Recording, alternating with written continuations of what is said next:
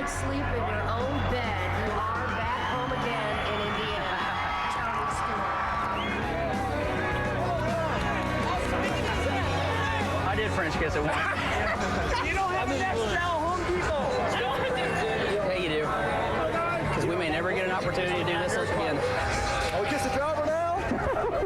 Thanks, buddy. Our reporter said, he told me he's complete now, you can die, and I said, no, he can't. I told him he couldn't. He has to win the 500 first. Yeah. Let's don't be greedy. Let's go to victory lane. We'll take our time, enjoy it. Here we go, guys. 1, 2, 3.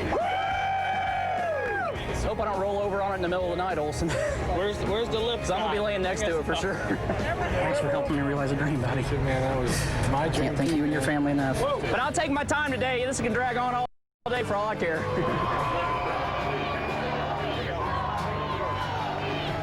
After a lifetime of dreaming and 6 seasons of trying, Tony Stewart is the champion at Indy. You know, I can die a happy man now, finally. This is everything I've ever wanted in my life. I mean, if I could make this day longer, I'd do it in a heartbeat, because I just, you know, this is probably, well, it's definitely the greatest day of my life. It's something unpredictable, but in the end it's right. I hope you had the time of your life. You know, BP and I have always talked about this, you know, what's important to the drivers. And, you know, with Tony's background, the open wheel cars, the Indy 500, that has been real important to him. And that's why that place was so special to him, probably the most special place to win a race. I talked to him Monday afternoon, and he came up with that line, yesterday was the greatest day of my life. I said, now, come on, Tony. You know, you're talking about the greatest day of your life. He said, without a doubt, winning the Brickyard, the greatest day of his life. He was so jacked up. Now the question is, can he follow up with a win here at the Glen? We'll find out when we come back. The green flag here at Watkins Glen.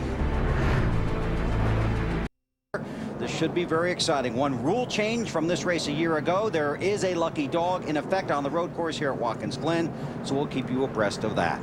Tony Stewart takes the field to the green flag off the win at Indianapolis, looking for back-to-back wins at the Glen, and coming in off the win at Sonoma, the other road course on the Nextel Cup circuit. Thanks for having us in for the race. Enjoy the ride on NBC from Watkins Glen.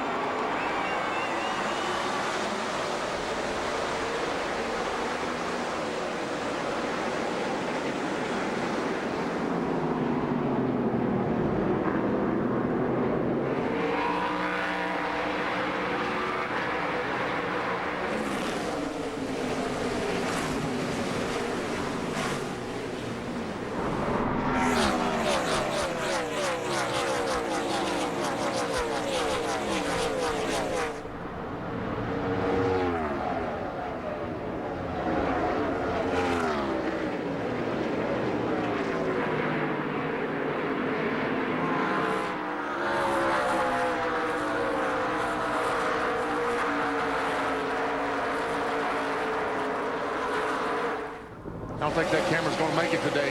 I hope it's there for a while, because that's a great shot. And you know, everybody in this field was hoping somebody would beat Tony Stewart through that first turn, but they couldn't do it. His car has been outstanding here in abbreviated track time this weekend. Stewart will lead lap 1 at the Glen. And we can see the lead that he has on the first lap. And just that's how strong his car has been. 1 second lead over Jimmy Johnson after lap 1. Well, I think the guys that can give Stewart a run for the money are back in the pack yet. And the way these things are going to have to shake out, you're going to have to get some of these guys up towards the front that have really, really good cars here. I don't think Johnson was real happy with his car, the 48. We're just going to have to see how this thing plays out. But Jeff Gordon, the 24 car, you saw him just a moment ago past the 17 of Matt Kenseth. He's a guy that may be able to run with Tony Stewart. You get in the back, Robbie Gordon, Ron Fellows, a couple of guys that might. But it's going to take them at least half the race to get to Tony Stewart. Might not take Robbie Gordon that long. Got about 10 cars on that first lap. He's already 30th. And he was fabulous to watch in the Busch race here yesterday, clawing his way through the field.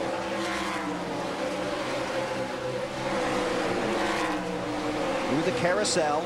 There he goes by another one, passing Dave Blaney. That looks like 27th position.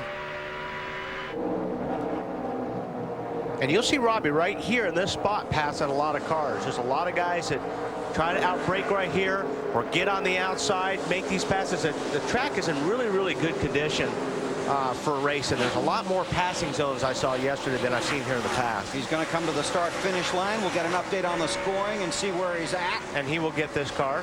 And this is where Robbie excels so much. I mean, he just got great brakes on his car. He was one of the cars I saw yesterday, just had great brakes. 26th and moving forward, Dave. And Bill, we saw a lot of this yesterday, that final run, didn't we, as Robbie was coming through the field. He knows the places to pass here, and I talked with his crew chief Greg Irwin this morning.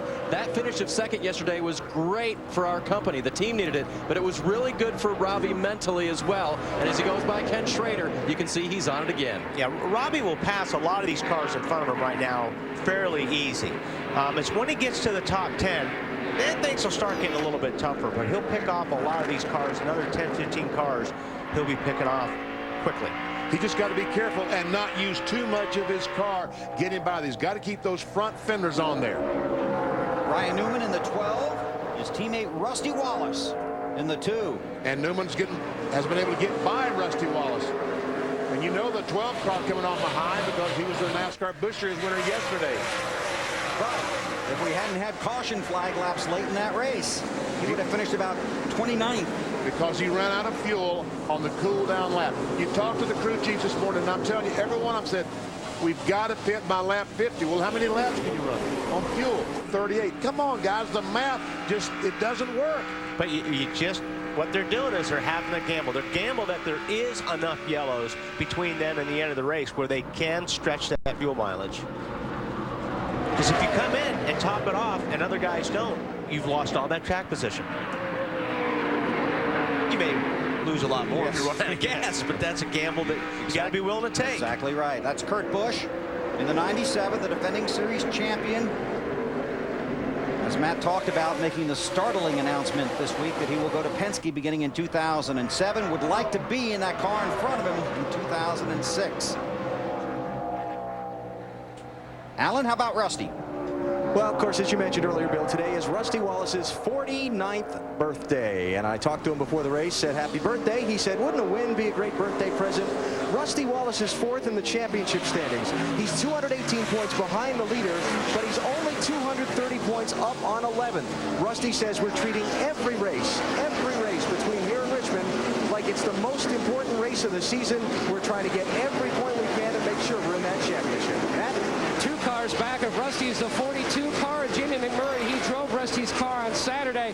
He told me yesterday afternoon they worked so hard on this event, knowing that, yes, they're 11th in the championship standings, just outside 12 markers back. This could be the pivotal race that decides their fate. They won't know until the checkered flag falls at Richmond, but they're not taking any chances. They worked the hardest on getting this car to handle best through the S's. Marty? Mark Martin says his car is just a little bit loose right now. We talk about fuel mileage and fuel strategy being such a big key here at Watkins Glen. The 6 car is not getting good fuel mileage. The farthest they can go, 32 laps on a tank of fuel. Now you'll see some teams pit as early as lap 16 to lap 20. Mark's team will have to stay out till about lap 24 before they see their first pit stop of the day. And that is frustrating for a driver. That's ugly. Stewart continues to lead. Kevin Harvick, Jeff Gordon on the move into the top 10. And Robbie Gordon from 37th to 24th. Yeah, the positions are already getting harder to gain for Robbie Gordon. Because in the last couple of laps, as Mark Martin almost gets alongside Jamie McMurray. Watching for Robbie Gordon. Carl Edwards going by in the 99 car. His birthday is tomorrow. Carl's is, so happy birthday to Carl. Will be 26 tomorrow. There comes Robbie Gordon.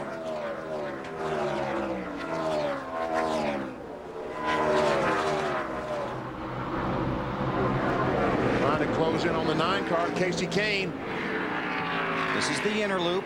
The chicane in the long backstretch here. The curbs have been shaved there. Sorry, Wallace. Oh, look at that. What a move. You make up a lot of time there. Yeah, I mean, the road course guys, the ringers make up most of their time in the inner loop. And you remember that curve there last year, BP? You couldn't do that last year with that curve. That was just beautiful by Robbie Gordon. Brett Bodine drives the pace car for the Nextel Cup Series. He took me around the track here this morning, and we flew through that inner loop, and it's a whole different world out there now. Dave. Again, part of my conversation with Robbie's crew chief this morning is that we will expect Robbie to pass a lot of cars on the racetrack. The one thing we won't do for track position is really gamble with our fuel. Remember, in owners' points, they don't make the top 35 right now. They've got to qualify every weekend for their races, but they want to try to get there, and so they can't cost themselves a good finishing position this weekend. So Greg Irwin said we won't gamble, we'll be conservative on fuel, we'll let Robbie do all the passing on the track. I'm not buying that. I'm not either, because if I know Robbie Gordon, he's going to gamble if he's got a shot to win. That's maybe what the crew's saying, but I bet you Robbie has last call on that one. Dave, we believe you. We're just not sure we believe them. Guys, I talked with Greg about that at length, and he said, I've told Robbie. He said, we're going to talk. Oh, as he gets way loose in the inner loop, using the grass now. And they may have a conversation about that as well. Is that part of the... That was also not part of their plan. Okay, that's not part of the conservative part, right? No, but seriously, he said, talked about that, and he's trying to woe Robbie down a little bit on some of those daring strategy moves they've done in the past. Go ahead and walk. Robbie Gordon's a fun guy to watch drive, especially on a road course. He is just terrific. Borisset has worked his way up to 32nd. Ron Fellows is 31st. And that's the leader. His name is Tony Stewart, and he is G-O-N-E, gone. He's by far the fastest car on the track. Jimmy Johnson is chasing. 7 laps down. The strategy's going to start to play out at the Glen. Stewart leads by almost 4 seconds over Jimmy Johnson. Jeff Gordon's on the move from 12th to 7th. Joe Nemechek from 17th to 12th. Now there's trouble. PJ. Yep. PJ Jones not in a good spot. Full course caution for PJ Jones in the inner loop. That's a little bit of an uncomfortable feeling. I would think so. Okay. All right, I see people coming in the future. Will they come in under the yellow? Probably will. Get tires, fuel. Just 10 laps in. I mean, these pit stops now are not really important as that last pit stop. You see what happened to P.J. Jones. On board with Borisset. I think I know what's going to happen. And Boris goes around. So both those guys have damage now on their cars. PJ's got left front damage, and it looks like Boris probably does as well.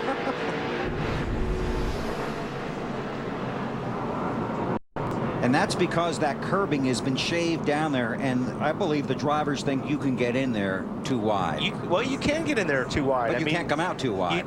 You just have to have cooperation from both parties. Okay. And how often does that happen?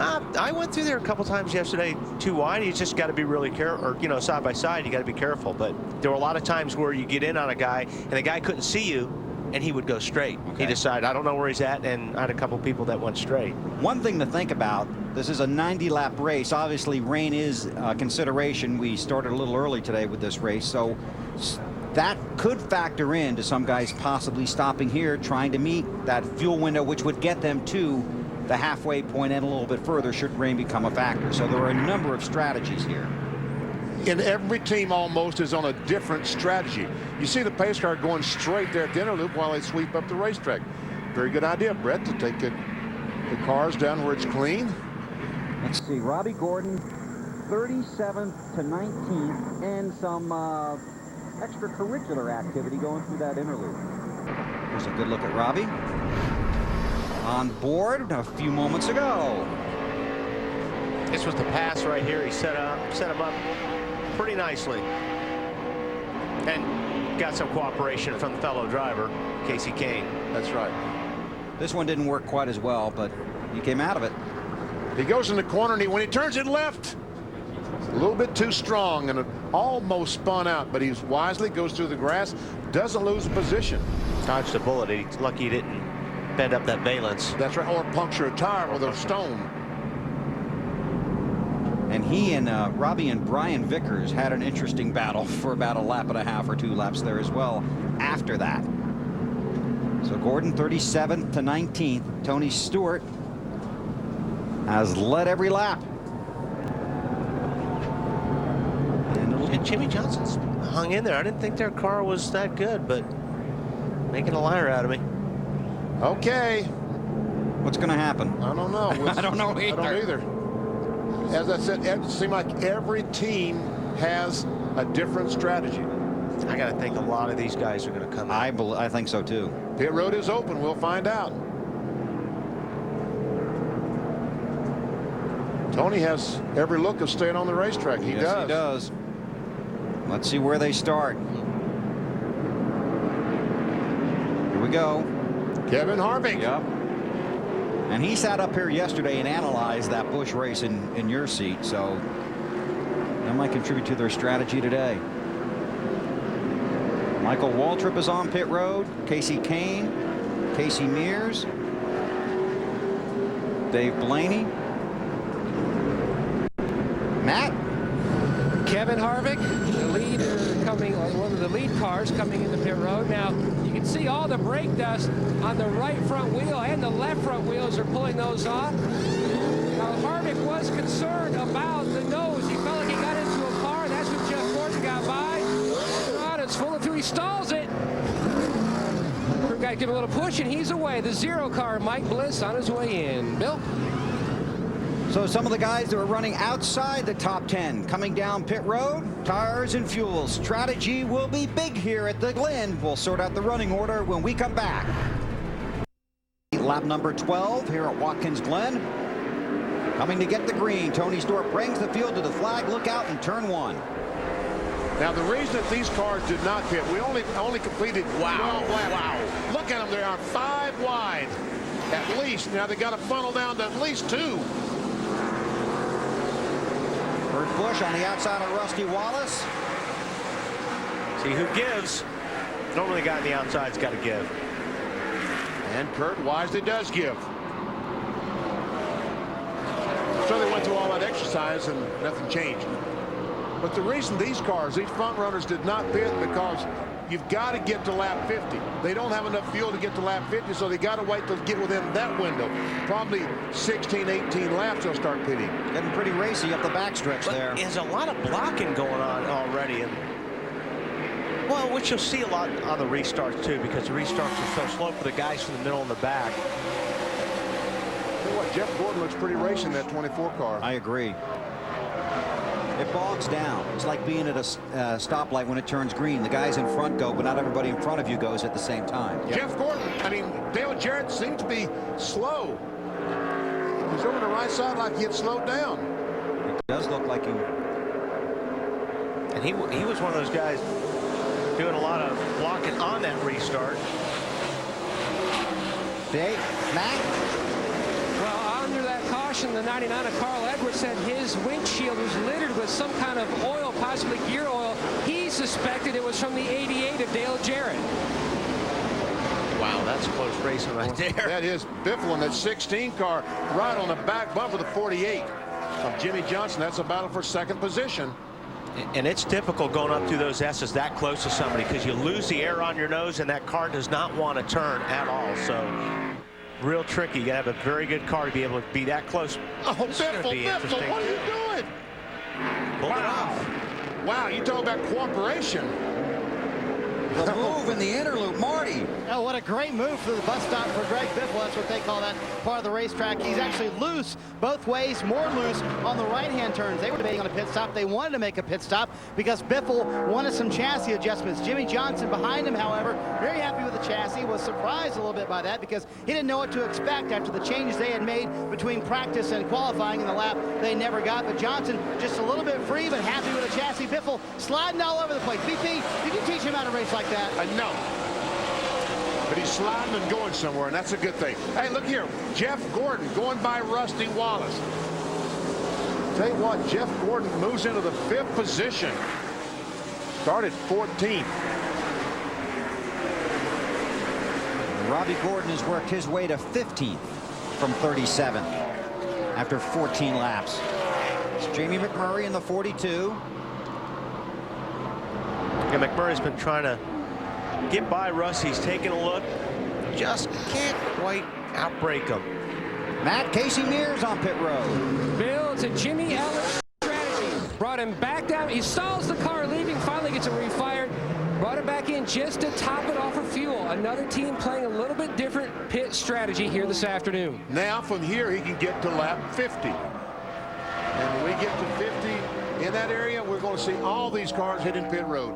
And then the winner on pit road has a great chance of winning the race. We could see some of these guys really lose some positions. Biffle. What happened to Biffle in the 16? He's making a pit stop, I guess. He's got within his window. Well, he's going awfully slow. No, this is not planned. No, he didn't come in. Marty, what do you got? He's talking to the team on the radio about it right now, Bill, and he didn't say anything about Doug Richards asking what's going on. Biffle has yet to respond. We'll go check it out. He had that ignition problem, didn't he, in Indianapolis? Yes, he did. Had to go to a backup system. Looks like now the car is back up to speed. Wow.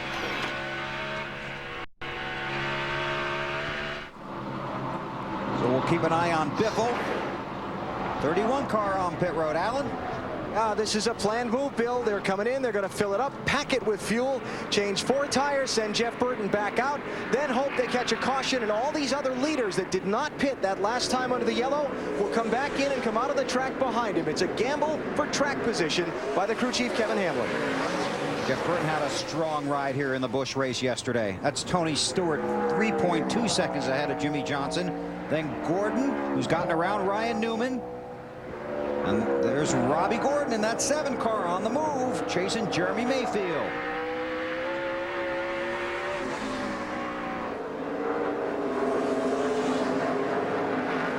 They come to the scoring stripe.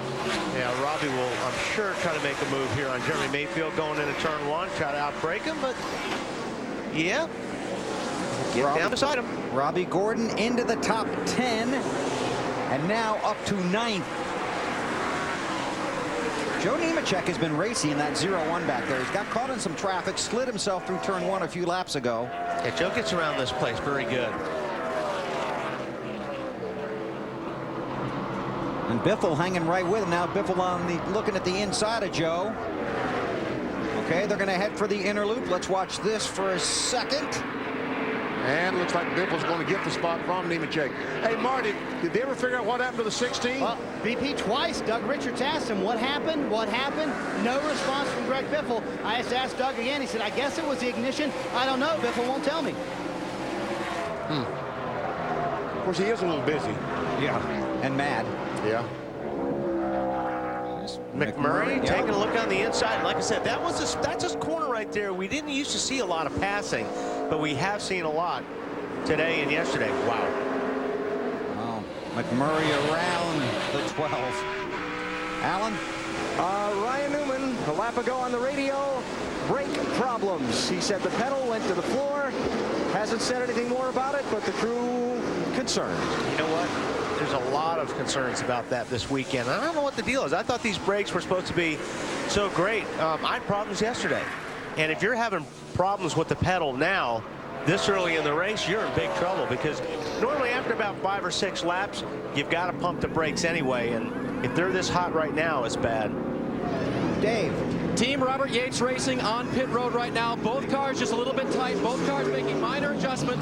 Both cars now able to make it with one more stop. Wow. And when will that stop Exactly be? Right. I see raindrops on our No, you don't. No, you don't. You're saying thing. Okay. Clean your glasses. Okay, good. That's some of the same stuff that was on the windshield of Carl Edwards. That's oil coming off of something. All right. Another car going by Ryan Newman. And it's all under braking. So you can see that the 12 is, Ryan Newman is having a lot of trouble. And Robbie will make short order the 12 car going down into turn 1. 19 laps are complete. Tony Stewart continues to lead Jimmy Johnson and Jeff Gordon.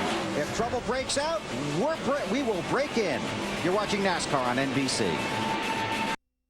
20 laps completed at Watkins Glen. Tony Stewart leads by 3.8 seconds. Here's our Miller race fact. Watkins Glen Cup Series winner has gone on to win the championship 6 times, meaning the winner of the race has gone on to win the title 6 times in the years we've been coming here. Last guy to do it drives that car. Tony Stewart. Well, you know, you said Tony Stewart does have a 3.8 second lead, but But there is a guy back in third position. Here he comes into the picture. Jeff Gordon, the last 5 or 6 laps, has been faster than Tony Stewart. That time he was not. Gets you every time, doesn't it, BP? Meanwhile, more pit stops taking place. Yep. Marty? As advertised, pitting in their pit window for Mark Martin on lap 22. Just when they thought they would pit, Mark to the car just a little bit loose, but very happy. They got very good at the end of that run, turning some quick times, pound out of both rear tires to fix that. Matt? Dale Earnhardt Jr. almost pulls off too early onto the pit boxes, finally gets to his stall, going to make a chassis adjustment. Jr. had a lot of high hopes coming into this weekend after the way his car performed early back at Sonoma in June. The car, though, horrible most of the weekend, tight. They made the adjustment to try to free him up. Alan? Kyle Busch pitting from 18th place. A reminder from crew chief Alan Gustafson, the first gear is tall. You'll have to get with it when it's time to leave. He does that. Try to fix a car without enough rear grip in it. First gear is tall, meaning? It's a long gear. You're in it for a long time. Doesn't have a lot of gear ratio working for you. In other words, a normal would be a 250. Maybe it's a 190 first gear. So you don't have enough gear going. And Tony Stewart, the leader on pit road. So Tony Stewart led the first 22 laps. Jimmy Johnson inherits the lead while Tony makes it down pit road to his stall. Alan? Well, Tony, his first radio transmissions were that he was just taking care of it, that everything was great. Just before the pit stop, wanted to have them make an air pressure adjustment in the rear tires to help the car get a little bit better grip off the corners. So Stewart in from the lead after leading the entire first 22 laps. Last year he pitted at 24 and 57 in his winning run. Behind him, Rusty Wallace is on pit road, also getting 4 tires. Brian Vickers is also in. All of these very much planned pit stops.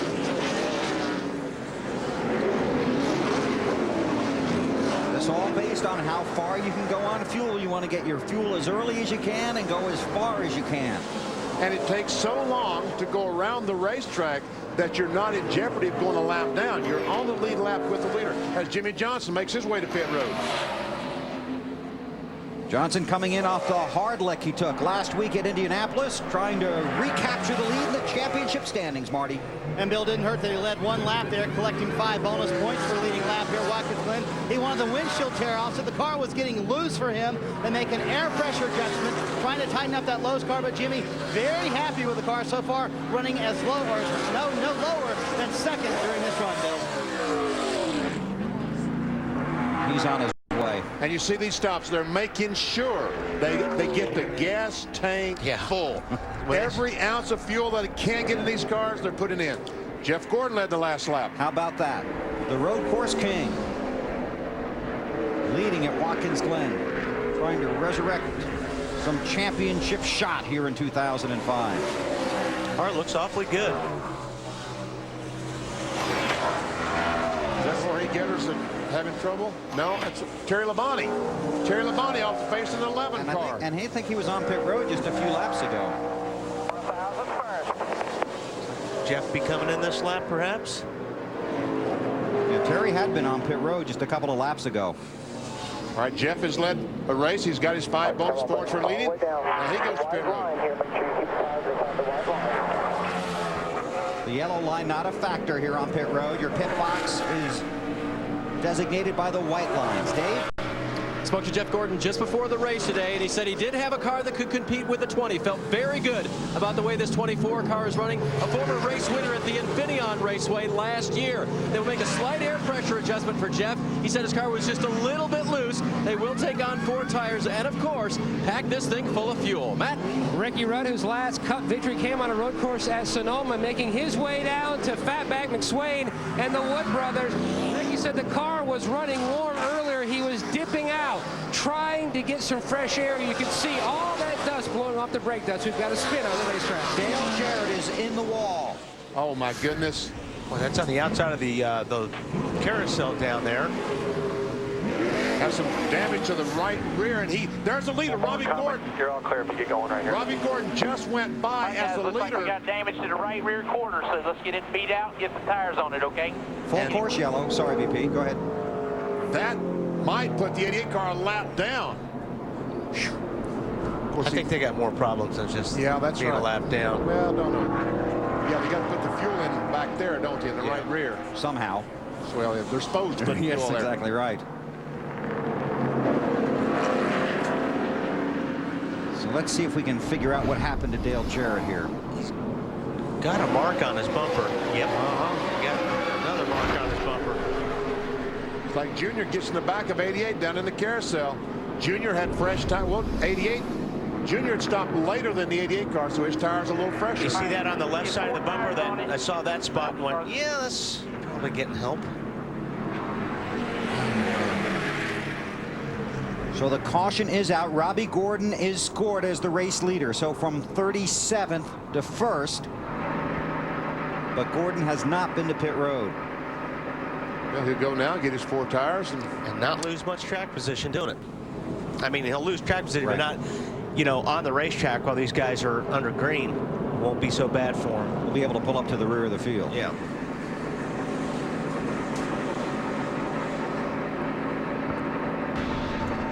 We'll see who comes down pit road. The 92 of Johnny Miller is the lucky dog. Robbie Gordon leads at the... The green flag is up, and Michael Waltrip is the race leader at Watkins Glen. So watch that orange car. Carl Edwards, Jim Gordon down underneath Jimmy Johnson. Tell you what, Gordon's got some brakes on that car. That's where he's been making a lot of his moves. Michael Waltrip pitted back on lap 12.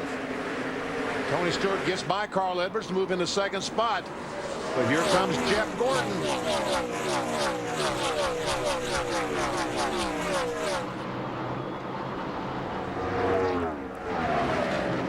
Robbie Gordon was the race leader, restarted 29th. Greg Biffle was hit with a pit road penalty. Stewart underneath Waltrip. Ooh. Yep. Waltrip finally saw him. There was one of those like places you just don't know where the driver is. You have to almost just leave the door open. Non-compliant fueling was the penalty for the 16 car. They restarted at the end of the line. And that's a long line here. Yeah, it's 40 cars long.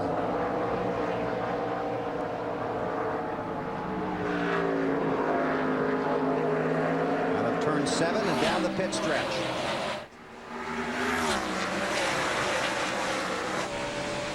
On board with Michael Waltrip.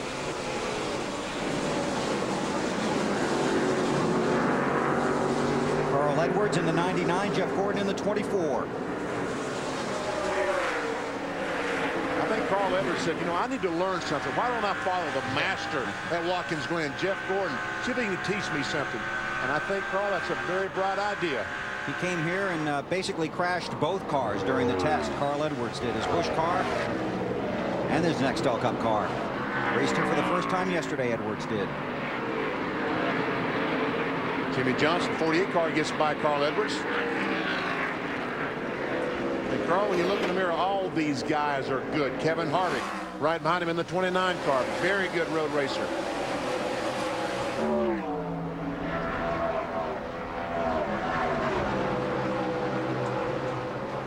Jeff Gordon looking at Michael Waltrip.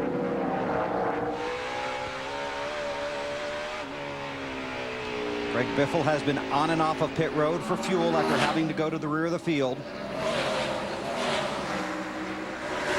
Gordon's going to take a look on the inside of Michael, I'm sure, going down into turn 1. More than a look, he's going to take a position. So does Harvick. Takes a spot from Carl Edwards. You know, you were racing yesterday and Harvick was in your seat, but Benny, didn't you get the feeling that Kevin couldn't wait to get out there today? Yeah. As a matter of fact, he enjoyed watching you yesterday in his car out there. Maybe he'll give me some more races. He had a big time up here yesterday. And Boris said in the 36 car has gotten by Carl Edwards, moved into the 6th position. And he was off on, he was one of those earlier guys that pitted, correct? He spun and had to come down pit road to get his window flap, his roof flap put down and all that other stuff. Matt? Bill, an update on the 29 of Kevin Harvick. Now, he feels like that they over-adjusted. They went down too far on air pressure, making the car really unbalanced, loose everywhere. He needs to be tightened a little more. That's what they're talking about doing on their next stop. But Harvick having a very solid run, and he too said this is probably the most important race lap as he goes up on the rumble strips there. If he can come out of here with a good finish and continue to try to close that gap, he wants to get back into this chase.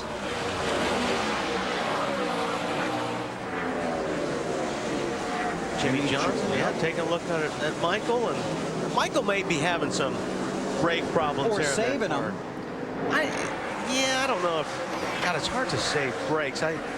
Marty, is Michael saying anything about his brakes? Because he's losing a lot of positions under braking. He has not said anything about the brakes, Wally. They are on a plan. Their plan was to pit early, which they did at lap 16. They're going to come back in at lap 50 and be done for the day. Now, Tony Jr. has done this the last 2 years with Dale Earnhardt Jr., both times with this exact race car, and it's worked both times for a top 5 finish. That's what they're hoping for today. It's just, you know, Michael was really strong yesterday under braking in the Busch race, and I'm just surprised to see him getting past right now under braking. There's a shot of Michael. This is one of those places, boy, you're busy all the time. See him, he is pumping his brakes. If you see his left leg right before he goes down into a corner. See, little pump there. And a lot of it sometimes is security. You want, when you're going down into a corner, you want to hit that brake just to make sure that you've got a pedal. The 11 of Terry Labonte to the garage.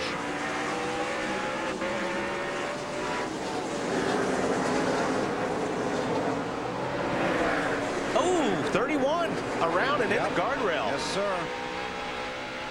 I wrecked it. My fault. Sorry. Jeff Burton and the full course caution. Be all right. What we got to have? Oh boy. New front clip. Yeah, I don't think they're going to fix that car, be able to fix this car and get him back on the race. Like I said, Sorry. My fault. Alan? Well, I just got finished talking with his crew chief, Kevin Hamlin, Bill. They had stopped at lap 15. He said, we are good to the finish on one more stop. He had just gotten off the radio to Jeff saying, you're really good. Your lap times are solid. Take care of your stuff. As you guys were saying, the 31's in the wall. And Jeff came back with the radio transmission you heard. I don't know what happened, but sometimes when you get up on those rumble strips down there in turn 1, you got to jump on the gas the same time, and it just turns the car sideways. What a priceless shot that was. Just holding his head. What have I done?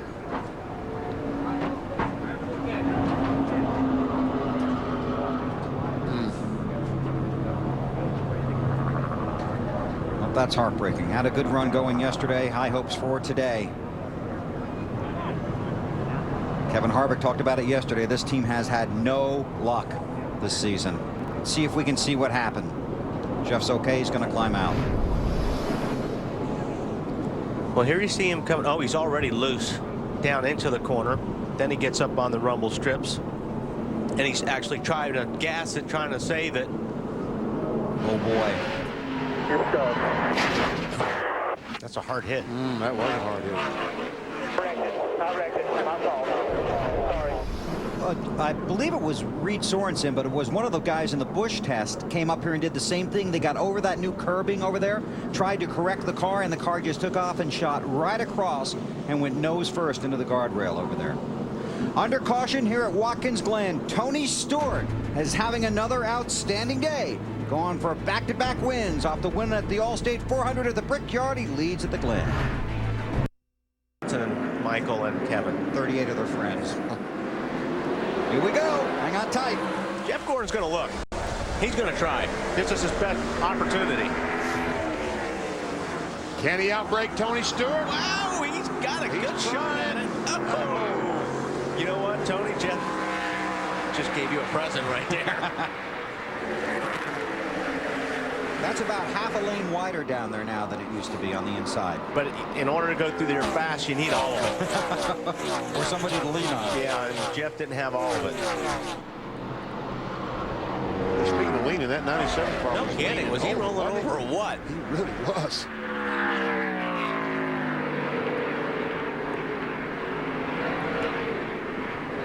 Somebody have a question for us? Hey Wally. I happen to be standing all the way down in this first pit at the end of turn 1. In your experience in yesterday's race, did that extra pavement on the outside instead of the gravel trap make you a little bit bolder about braking late in there? Because I'm seeing some people be awfully brave here. Absolutely, and there's a lot more aggressive driving going on down there, because when you get side by side, people were leaning on each other a lot more. They weren't being so polite. So yes, it's a lot more bravery down there. And you weren't afraid, because if the guy on the inside of you maybe crowded you a little bit, you had some place to go instead of just off into the dirt. Exactly. Exactly. We saw the 97 car leaning over. Yep. Here he's on pit road. He has a problem. I would say that car was dragging the skirts. Hey guys, 4 tires, 4 tires.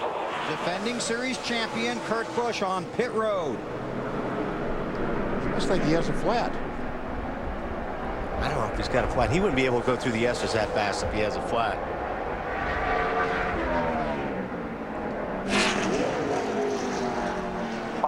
Right in here, 4 tires. I think he may have something. Well, they're going to change 4 tires on this car, guys. Kurt suspected he had a flat, so that's why they've come in. Short notice on this one. We'll go double check and follow up. What was that, the eye of the storm there? I think we have a broken sway bar. We have a broken sway bar. The link is hanging down right there. Yep. That's why that car is leaning over. If you spotted that, you spotted it quicker than the crew did. Well, we spotted it. Hopefully that's why the car leans so badly up in the S's, because he had no anti-roll bar. See that just right there? See how that car flopped back and forth? That's bad. Hey, Alan. Yes. What Benny was saying is that they have a cloudy future for the rest of the race. Is that what it is? It's a stormy day for them. Yeah, Kurt. Oh, you're here now. Sounds like Kurt's still. It's going to be an axle then. We know what's wrong with it. Tell us the sway bar, Alan. He said he thought it was an axle problem. Yeah, 10-4 is rolling over a ton. Sounded like Doug said he thought it was an, or Jimmy said he thought it was an Gotta axle. come in, I can't drive it. And you know what? Watch right through the inner loop here. There's a hole right here. Not that one, but right in there. If you get on the inside of that, there's a hole, and it just on both sides of the inner loop. If you drop a wheel, it just feels like you're hitting a giant pothole at 80 miles per hour. Tony Stewart continues to lead. Problems for the 97. We go to Marty. And problems for Jeff Burton, too. You're back here in the garage. What happened on that wreck? Stupid driver, pretty much. That's all I can tell you. Is that, the guys on his team did an awesome job. We had a singular Chevrolet, was wicked fast, and just sorry for all the guys at Singular and everybody on this team. They gave me a car today that we could get our business done with. We were very fast, and I messed up. We were very loose. That's how I wanted it, and I overstepped the boundaries. As long as I've been doing it, I shouldn't do things like that. Nearly won the Busch Series race yesterday, but out of it early here in the afternoon, in the Cup race today. Thanks, Marty. Kurt Busch back on pit road. Alan.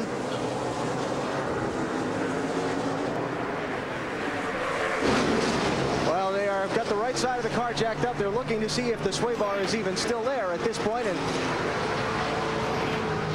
they're reporting the sway bar arm mount on the A-frames have been sheared off. So they're going to send Kurt to the garage and set up the welder to try and fix it. This is a hard hit, 6th in the championship standings. This racetrack is such a mechanical exercise. We see all this back and forth and such soft springs in the front. The car goes down, and when Wally talked about hitting those holes, you get one of those tires in the hole, you're going to knock something off almost every time. And all the shifting that teams have to do. You have transmission, engine problems, brake problems, and even chassis problems. Now you basically beat up a race car here. Yes. I mean, you really do. And you drive these cars 110% every lap. You can't take a break on this racetrack because you got so many good cars and so many good drivers. You are driving the heck out of a race car, and you're abusing it every lap. Mark Martin, take a look at Forrest. Oh, and that's what happens. Now the guy on the inside, once he gets way up there, he's got to give the corner to the guy he's trying to pass, or there'll be contact. And both cars will spin out. Well, you see Jeff Gordon currently 12th in the championship standings as they run now. You would expect Gordon to get well at this track, only in the last 3 races here. Finished 21st, 33rd, and 22nd. Hoping for better things today. That's classy of Jeff Burton to talk to you after going through that, isn't it? To tough situation for a driver. So Bobby Labonte in the 18 car go by. He must have some serious problems in that car because Tony Stewart is about to lap him. Stewart leads. Here comes Gordon. Dave has more. Let me follow up Benny's 18 request. The 25 and the 1 and the 18 got together on the restart. Bobby had to come in for repairs on the 18 car. He's back on track. 24 of Jeff Gordon. They talked under caution. You have led a lap. We've gotten that accomplished. These guys are definitely thinking big picture, and that may be one reason why he didn't challenge Tony any harder going into turn 1 on that restart. The other reason, Tony's pretty good. Understatement, Dave. You're exactly right. Hey, Benny. What? You know, I hate to bring that duck across the screen, though. He might get run over on a road course, but we'll take a chance. Hey, guys, down the truck, cue the duck. We need to talk about Aflac. Aflac! Jeff Gordon, go ahead if you want, careful. We made it safe. Here's our Aflac trivia question. Who is the only driver to win Watkins Glen after winning at Indianapolis? Would he be on the screen? Is that a hint? Why would we be showing that car? Is that a hint? Jeff Gordon twice. But that could change today if Tony Stewart hangs on to the lead. But Gordon with a solid ride.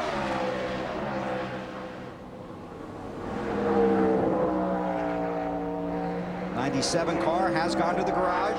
That's Kurt Busch. Tony Stewart continues to lead. Marty, let's check in with you. Real trouble for last year's champion. We've been documenting it. Kurt, that's a bizarre situation. What happened? Yeah, just from what the crew had said, we sheared off the right front sway bar mount that when it touches up underneath the control arm, so it's like not having a sway bar. At first I thought it was a flat left rear. That's because I was making a right-hand turn. Then I made a left, and I'm like, oh boy, we got problems. So one of those weird freak deals. You know how these things work in racing, so I hope it doesn't bite us too hard. We've got some strong races coming up like Michigan, California, Bristol, so we should be all right.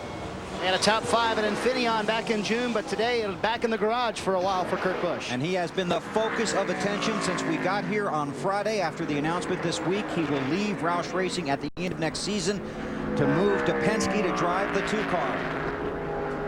That's big. That's, Yep. That's why I think these 6-year contracts or these 5-year contracts are so long contracts. I mean, it just takes a special situation to be able to be with a team that long. Here's our singular Race Talk $1,031 challenge. Who will Jamie McMurray and Kurt Busch drive for next February in Daytona? Their current teams or their new teams? McMurray going to Roush in 2007 and Busch going to Penske in 2007. Both drivers want to make the move, appear eager to make the move for next season. To vote, text the word race to 191 on your Singular wireless phone or go to NASCAR.com. You'll also be entered for a chance to win $1,031. Tony Stewart out front here at Watkins Glen, approaching the halfway mark after an early. He got every piece of that car except for the left rear corner. And that is a piece of brake rotor. Brake broke. You said brakes? Something happened with the brakes? The rotor may have exploded. Full course, caution, excuse me. No, the brakes. I lost the brakes. They broke. I turned it into the outside wall. See, that's what happened to Matt Kenseth. There it is. Broken rotor. Yeah, that's what happened to Kenseth at I think at Indy. Was a brake rotor exploded. And he turned it into the wall to slow the car down, because now that there's pavement down there at the end of that turn 1, it's not like going through the gravel at 140 miles per hour to slow the car down. There's nothing to slow the car down. So he turned it into the wall to scrub off some speed, which was a smart thing to do. Ever see brake rotor pieces? You're right. The rotor is broken. Pieces are flying around before he ever gets to the wall. Yeah, as soon as he hit the brakes, he was at the braking point. So as soon as he hit the brakes, that thing exploded. I'm not sure he turned in the wall or got turned in the wall because of the brakes. Because normally when you explode one rotor, the other rotor grabs and will turn the car. But regardless, he scrubbed off speed. Brakes aren't hot here. No, not at all. Under caution here at Watkins Glen, Tony Stewart continues to lead. PJ's okay, getting out of the car. You're watching NASCAR on NBC. Wouldn't last very long. He was right. BP predicted that one.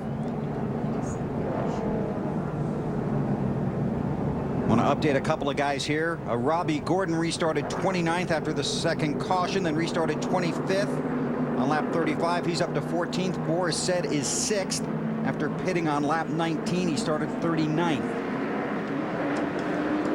It's Gordon, Stewart, Johnson, Waltrip, said, Martin, Mears, Pruitt, Harvick, and McMurray, and they'll fan out heading for one. I see Scott Pruitt. That Coors Light car this Sunday is Scott Pruitt.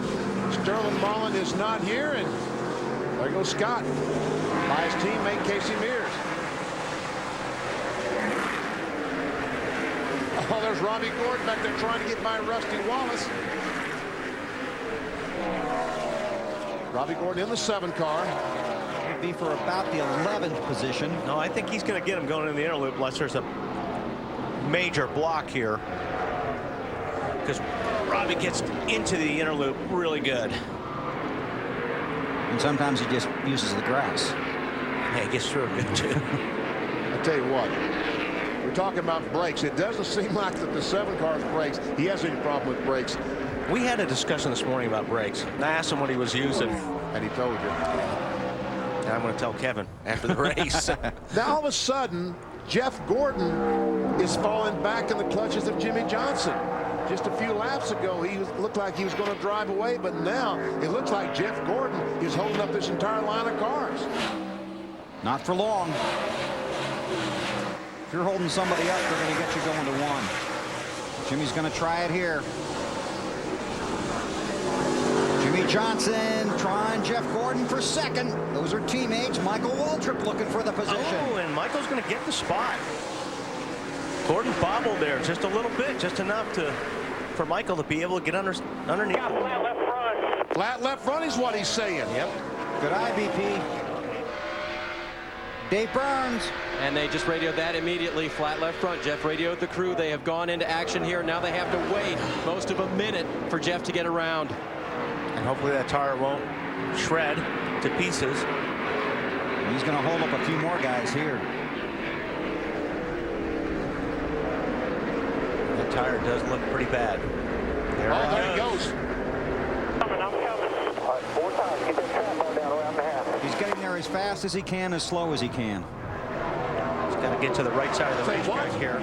He wants to get there fast, but he's got to go slowly, doesn't he? That's right, he does. Now he's got to get over to the right side, let all these cars go by on the inside. Start waving. Hope everybody sees you. There's his hand out the window.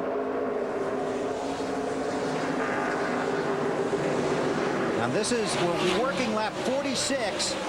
44 laps to go. And this could be his end of making the chase in the NASCAR Nextel Cup in 2005. Off the top 10 at the Brickyard last week. Dave crawling toward you. And Jeff said this week in his press release, we've run out of time and the pressure is on. Well, the pressure's really on now to make up the time lost here. With 44 to go, guys, I don't think they can make it. They'll have to pit at least, well, they'll have to pit one more time for at least a splash and go. As now that left front comes across, it's up pretty good. And so is the right front. Jeff said coming down pit road, if it's not flat, I don't know what's wrong. We'll keep our eye on it. Yeah, I'm not sure that tire was low on air. But we'll know in about 30 seconds when those guys check the air pressure. Okay, Jeff Gordon comes off of pit road. Definitely going down, but It was going down. Definitely going down. Tony Stewart, the leader, will watch these cars as they come out of 7 and go down the front stretch, but Marty Snyder is with P.J. Jones, who's been waiting patiently. Marty? Yeah, he's been released from the infield care center. What happened on that accident? Did it have anything to do with the contact between you and Boris said earlier? No, I don't think so. I think we just had a bad brake rotor or something. So I went down in the corner and just went right to the floor. The brakes went right to the floor, and I just turned it left as soon as I could to make sure that you know, we'd slow it down. I knew they didn't have enough tires at the end of the straightaway, so I didn't want to hit down there. But I just hate it for the whole Lucas Oil Morgan McClure team. They gave me a good ride. We were having a good run, you know, up inside the top 15 and just looking for a strong finish. Bill? Thanks, Marty. And our thanks to PJ. Now that 21 car Ricky Rudd, the 2 car Rusty Wallace, back in the late 80s, early 90s, when you went to a road course, one of these 2 guys won. And the other guy usually finished second. And update the 97 of Kurt Busch. He has returned to the track 9 laps down. Can we just discuss the 24 situation for just a moment? Will he, as soon as he's in his window, he's coming in? And well, he can't come in now because he'll be lapped. Because he's so far behind. He's so far behind. Okay. So he's already made his pit stop. Okay. He's now 39th, 55 seconds behind the leader. If he comes on pit road, he's going to be lapped. Dave, more on the 24. Yeah, here's the culprit right here, guys. It's about a 2-inch long cut on the 24. Robbie radioing to his driver that it was definitely going down, and that hole has air coming out of it. Brake rotor came apart on the 4-car down in turn 1. There's a lot of debris. When the rotor comes apart like that, there's a lot of debris on the racetrack. You can't see all of it. There's Gordon. He's on an island right now. It's not a resort island. And see, we can see Tony Stewart in the 20 car is not that far behind him. Right. Great point.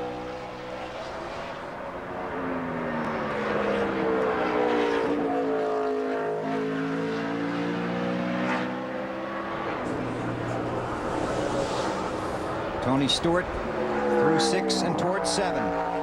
Could be closing in on pit stops. We've crossed the halfway mark here at Watkins Glen. Tony Stewart continues to lead.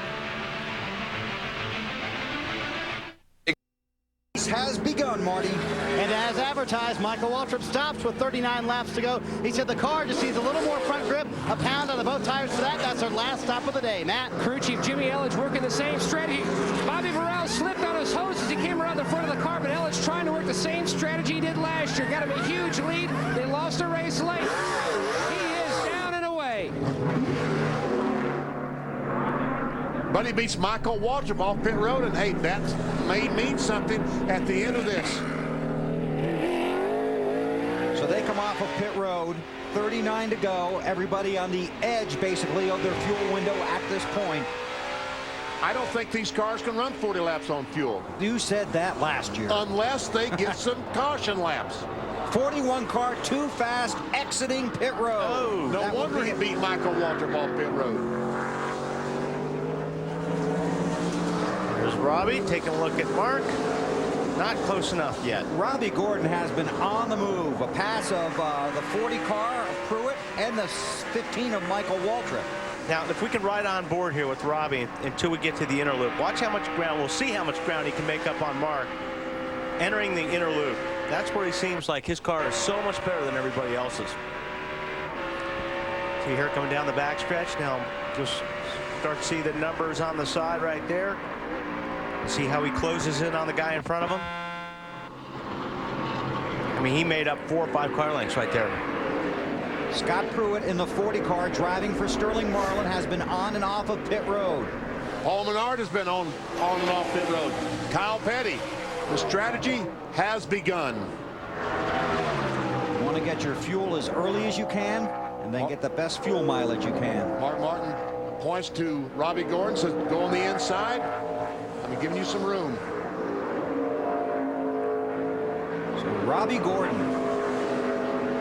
from 37th inside the top 5. Twice. Be a good race if he gets to that 20 car. I'm telling you.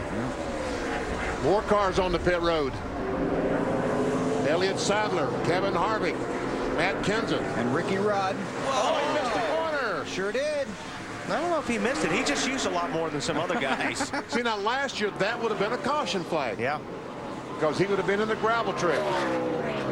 Dave Burns. 38 car of Elliott Sadler in again. They pitted once on lap 17. This now puts them inside their fuel window. Maybe with cautions, maybe with not. We'll see. 4 tires. Matt. Both the 21 of Rudd and the 29 of Harvick on pit road.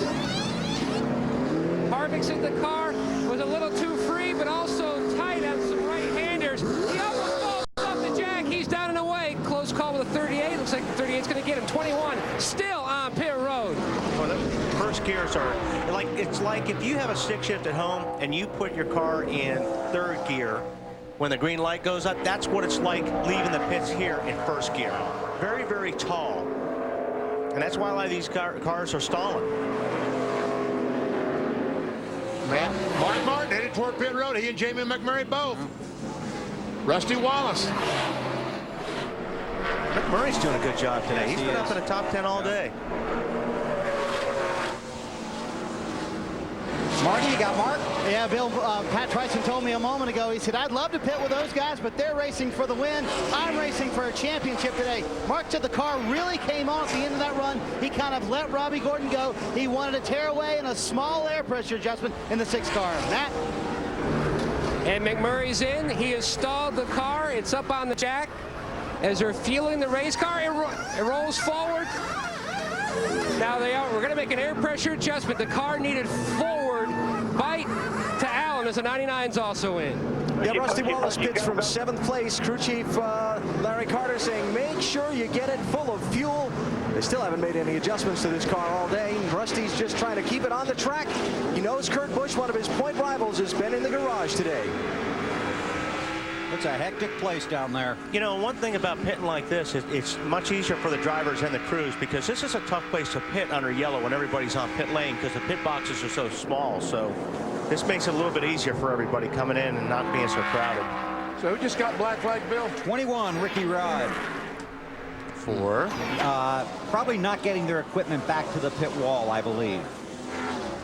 Okay, here's Robbie Gordon on pit road. Dave. BP, just as they planned after their last pit stop, he said, I need you in on lap 55. I also need 4 laps of caution before this race is over. Crew Chief Greg Irwin, what does Robbie need? He said the car is perfect. Leave it the way it is. Just give me the fresh rubber and all the fuel. He's off. And that's a gamble. And I think that's a good gamble. I mean, that's a gamble I'd be willing to take. Because if not, you got to come back in and you're going to lose all that track position just for that little extra gas. Now, Robbie Gordon is making sure that he doesn't speed down pit road. That he'd have to pass all those cars once again if that were to happen. Casey Kane's been into some people. It's okay. Friends, yeah. Use the nose as long as the bumper's not beat in the rear bumper. And Mark Martin is able to pass Robbie Gordon in the change of pit stops. Tony Stewart, the leader, on pit road. Tony Stewart has clinched the most laps led bonus for the 6th time in the last 8 races. The Watkins Glen race winner has led the most laps in 10 of the last 12 races. So Allen, he's on a path toward victory lane again. Yeah, it's kind of tricky territory, though, Bill. You got to make sure you got enough fuel to the finish and for a potential green-white checker, but you can't give up the speed on the track fresh tires gives you to these other guys that have just pitted. So Greg Zipadelli calling Tony Stewart in. They'll make a 4 tires change, send him back out, hoping they've got enough fuel until the checkered flag waves. Matt? Junior won here in a Busch car, not having the day he had hoped for in his Cup entry. Now, Junior was talking about the frustrations behind the wheel, as the 32 is also in the fellows. Now, he said the car extremely hot on the inside. They had to pull some tape off of some vent openings to get more air on the inside. Catch cam man is full of fuel, and he is away.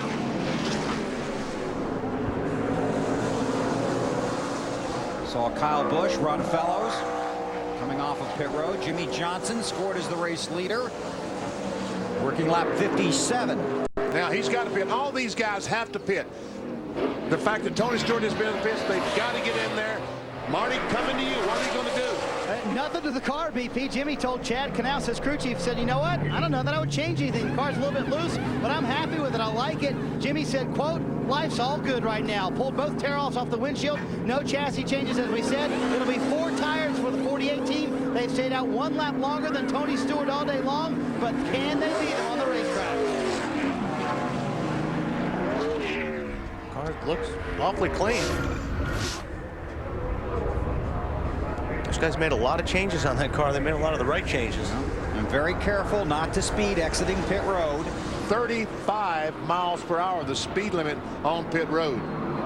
To these guys, it literally is, seems like they're walk faster than that. Johnson, let's see where he comes out.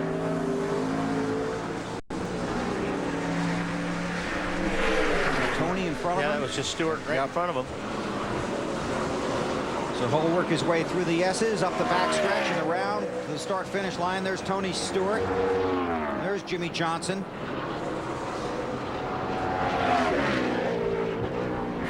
So pit stops continuing. 33 to go at Watkins Glen. How will the strategy play out, and can everybody make it to the checkers? He darted onto pit road when he thought the caution would be coming out for the 16 car of Greg Biffle. The question will be whether the caution was out or not when he pitted. If the caution was out, he pitted too early. If it wasn't, great move. No, you're right, Dave. That's a brilliant move. And Robbie Gordon did that a couple years ago.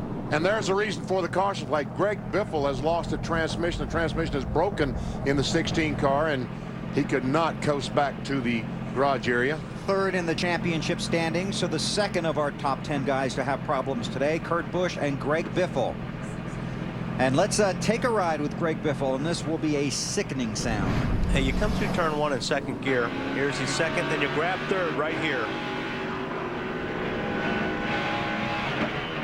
And that's ugly. And he was already in gear. You're not shifting there. You're already in third gear. Sound like that gear exploded. Sure did. Sound like all the teeth left. Here the wrecker has gotten behind him, pushing him towards. Hey, he coasted a long way around this racetrack. Yep. Now let's watch Jeff Gordon. Watch the caution light on the left. Up there, it's already see it? red. It's red. The caution's already out. Yep. That means pit road is closed. Nice try.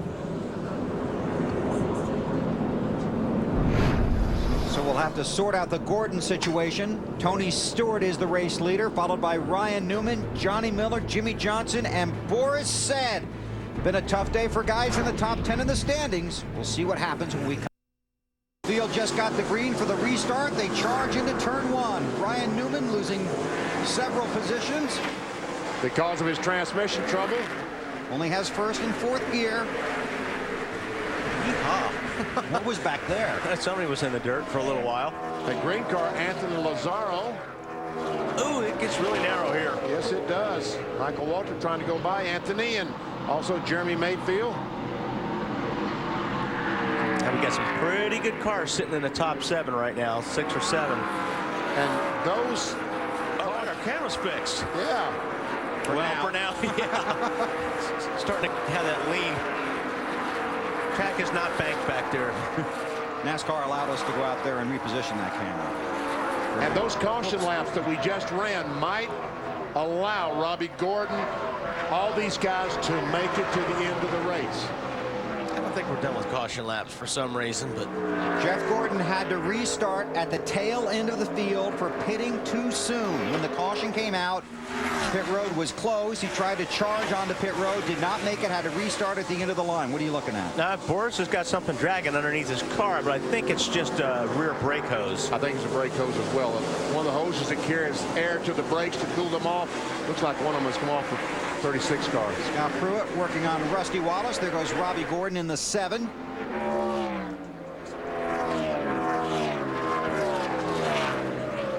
Mark Martin in the 6.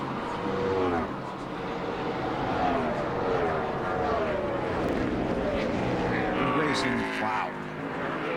Rusty puts the block on Pruitt.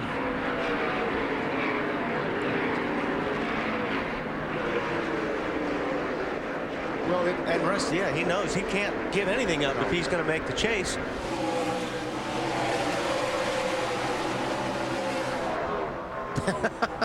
Boy, he's using every inch of the racetrack, trying to get every ounce of speed out of the car. But Rusty, he's there. Yeah. Pruitt in the beer battle next to Rusty. Not over yet. Rusty on the inside. They come to the start-finish line. I think Scott will outbreak him down here, though.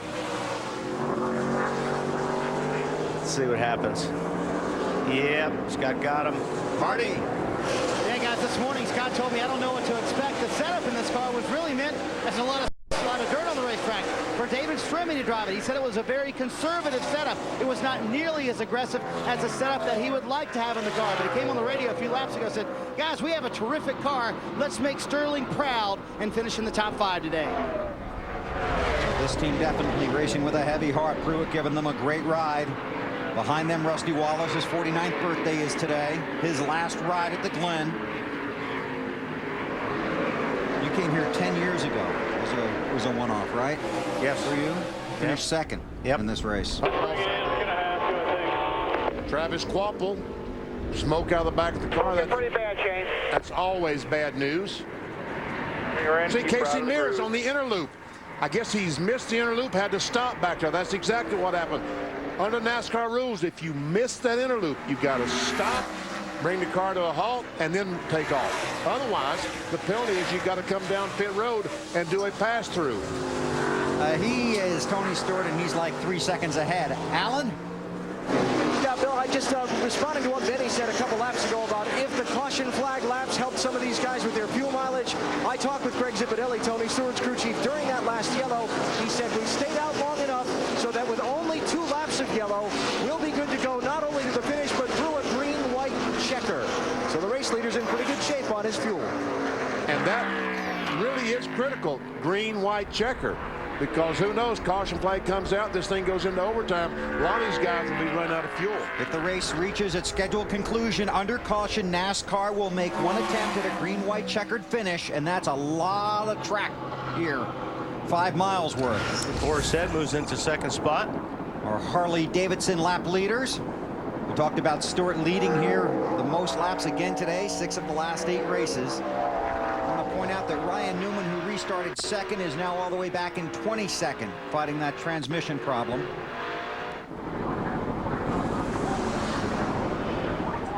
.24 to go. We will attempt to go through the field when we come back, and that man driving that 20 Home Depot Chevy will start it all out. Stewart leads at the Glen.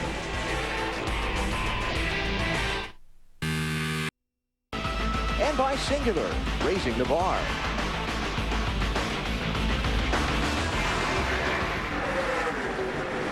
That's the 43 of Jeff Green. Just did a little lawn job coming out of 1 and heading for 2, but he's okay.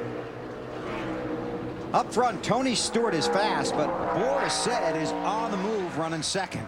Last lap, 36 car, Boris Said ran his personal best lap of the race. Busch Series raced here yesterday. Ryan Newman was the winner. Robbie Gordon second. Brian Vickers, Tony Stewart, and championship leader Martin Truex Jr. finished 5th. Take a look at the unofficial championship standings. In the Busch Series, Truex by 122 over Clint Boyer. Kenny Wallace back in 5th. Update some of these guys. Boris Said started 39th. He's second behind Stewart. Robbie Gordon started 37th. He's 3rd.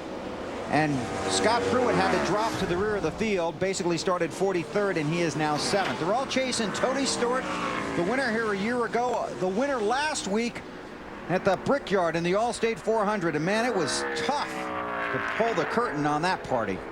Oh, I didn't know we ended it. I'm still going. I haven't stopped smiling yet. It's you know, it's definitely been an awesome week, and when you can go out and see a bunch of your friends from the sprint car world, whether it was with the wing cars or non-wing cars, and then come here this weekend and have your peers and mentors congratulate you, that's the icing on top of the cake. Just knowing that everybody was as excited for me as I was about our day. So just to know that you got that many friends that care enough about you to congratulate you like that, that's meant a lot to me. I talked to Tony yesterday, and he told me he hopes everybody at some point in their life can experience the same joy, even if it's just for one day, that he had last Sunday at Indianapolis. Just an amazing feeling, a tremendous accomplishment. I've noticed Stewart's driving his car a little bit harder right now. I watched him early in the race, and it's smooth, not making, you know, car just in a good position going through the inner loop, not sideways or anything. But it looks like he's driving this car a little bit harder because he's got somebody in the mirror for the first time today. Boris Said on the move. Let's take you through the field. Stewart leads. Here's Alan. Well, Tony Stewart has led most all of this race. Bill, been out in front, solidly in command. He really hasn't said a lot on the radio all day. I asked crew chief Greg Zipadelli about it, and he smiled and said he hasn't had to. Marty? Alan talked to Boris Said this morning. He said, you know what? All I want is a shot. I want to be in the top 5 with 20 laps to go. Guess what? 20 laps to go. Boris Said is in second. They are close on fuel. Frank Stoddard says they should make it. Those are brake hoses dragging, no problem. Car a little bit loose. Boris trying to track down the 20. Dave? The temperature has dropped about 10 degrees down here on pit road. That means there's a storm in the area. They told Robbie Gordon. Here's what he said.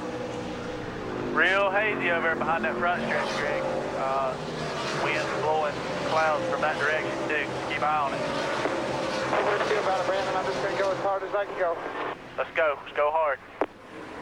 And right after that, he came back on lap 67, maybe switched his place a little bit. He said, I'm going to save my stuff for a little while. We may not have seen all out of the 7 car that he's got today.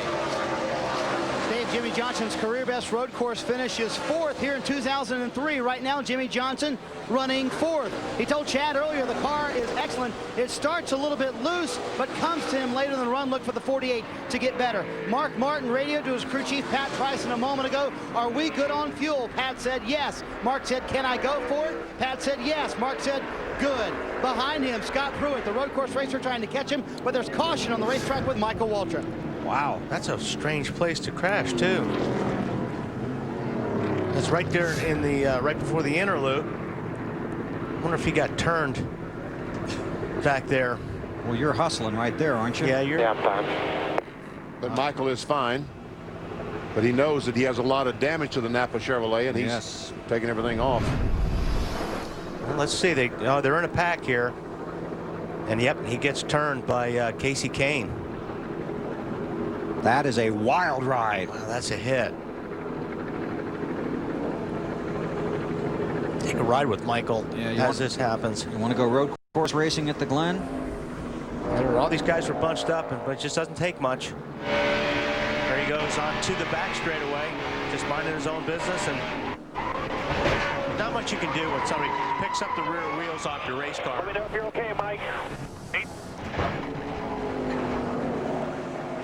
Here we go. This is a real speed. And you can just see how fast these cars are moving. Oh, I'm glad he's okay.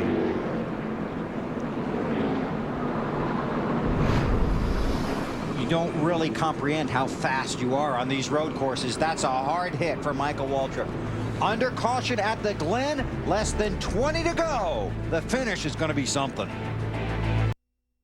To see how deep you can or cannot drive a car into turn 1 at Watkins Glen, because I'll guarantee you Boris Said and Robbie Gordon are going to be driving as hard as they can, as far as they can at turn 1, because this is their best opportunity right now on a restart going into turn 1 to pass. And they are road racing experts, 2nd and 3rd place car. They do this for a living. And they're here for one reason today. To win, and win only. Tony Stewart has the championship in mind, although he does want to win badly. Be 15 to go when they cross the line. Why were they so far back? Forrest got a terrible start, and Robbie Gordon's going to get by him, it looks like. You know, those guys were laying back, and it burned them, because Stewart just buried them. Oh, almost some contact between those two cars. I believe there was some contact there. Pruitt gets around Mark Martin. There might be some more. Michael Waltrip treated and released from the infield care center. Brian Vickers and like Jeremy Mayfield side by side. Casey Kane at 9 car. Jeremy's teammate right behind him. Here comes Junior. The 8 car driving in there. See, you can go through there side by side, Bill. Yeah, you can. Junior did it. He even came out. And that's the key. It's a good move by Dale Earnhardt Jr. in that 8 car. We're going to find out how good Robbie's car is right now, aren't we? Stewart leads. Robbie Gordon chasing in the 7 along with Boris Said in the 36. There's Tony. There's Robbie. Here comes Boris.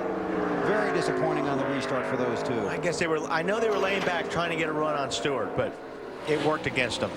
Tony got a great restart, and those guys didn't even have a shot at outbreaking him. Joe Nemechek looking to make a move down the front stretch into 1. Wow, there's a block. Yep. Got to be rusty. Yes. That car gets very wide. We watch the race. Check in with Marty. Michael Waltrip out of the infield care center, and as you said, Bill, that was a big hit on the driver's side. You okay? And what happened? I'm fine. I guess the boy in the 9 didn't give me 1 inch. I look forward to the day that he needs an inch. That's 4 times I've gotten wrecked going down the straightaway this year. 4 blown engines and 2 blown engines and 4 flat tires, and that's out of 22 races, Matt. Tells you, Marty. That tells you how good of a team I got. I got the best crew ever, and I just keep having problems. Very sorry about that. They had just gotten them in the position they wanted to be, but they're going to be out of it early today. All right, now then, Robbie Gordon. Whoa, look at these guys out in the dirt. Jamie McMurray, wow. He was definitely doing some dirt tracking back there. You know, those guys coming out of the medical center, sometimes they really don't want to talk to you, but most of them are really good about it. Last week at the Brickyard, Ricky Rudd came out of the care center and got away before we got him. We reported that he declined our invitation for an interview. That wasn't the case. Ricky was just able to get away and then made time for us later. So we thank him for that, and we thank Michael Waltrip for talking with us. Scott Pruitt, the 40 car, gets by Jimmy Johnson. Goes up to the 4th position. Let's pay off our singular wireless pole.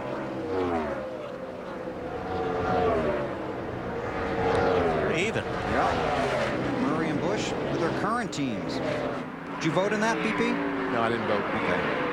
Because I don't have a clue. We knew that. Oh, you meant on that. on that, yeah. Okay.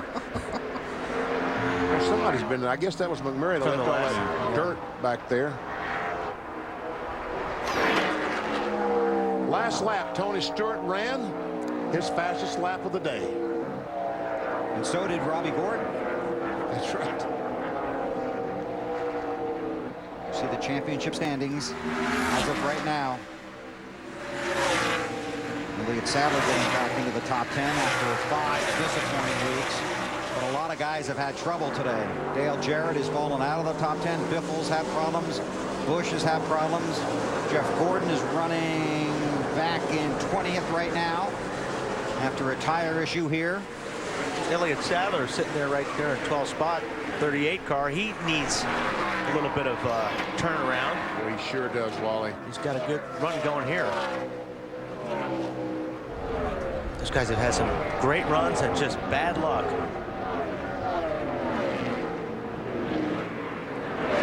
There's our Wendy's race menu. We're at Michigan next week, and then Bristol, back-to-back races on TNT, the night race at Bristol, less than 2 weeks away. Then on to California, and then the final race before the cutoff in the chase for the Nextel Cup at Richmond.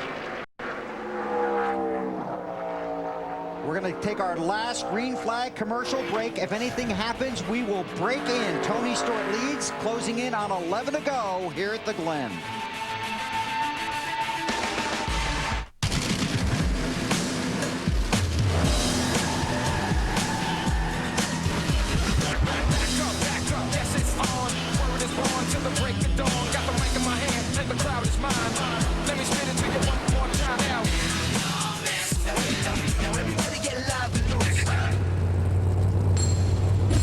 It's a different world when you've got a Hemi. Charger unleashed.